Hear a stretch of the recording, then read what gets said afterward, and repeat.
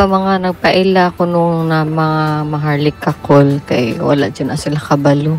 Kung sa judo ang code, abi nila ka ng Marcos ang makapa-unlock na abi nila tao lang, tao ang or mo perma na para ma-unlock to.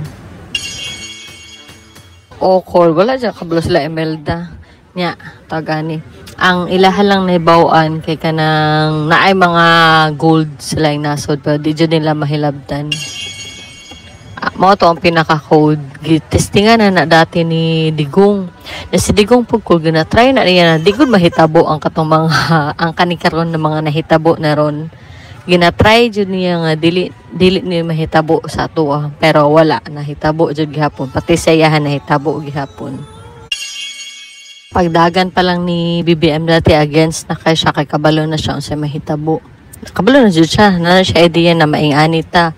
Tapos, anak pa gani siya na dili siya gusto na mapareha siya sa papa na maga-martial law. Kay masayangan siya kulbangan. Nagsugod na magud ang Pilipinas o ka murag na okay na ba sa panahon niya. Ginatry magud niya kumbaga twist ang destiny niya o ang destiny sa Pilipinas. Pero wala kung sa dyan nakasulat mauman jud. Ang iyaha lang dapat mabili niya kay Sara na kung saang wala niya nabuhat. Kay babae jud ang mag-unlock unta nga mabili niya. Pa siya nakalimot.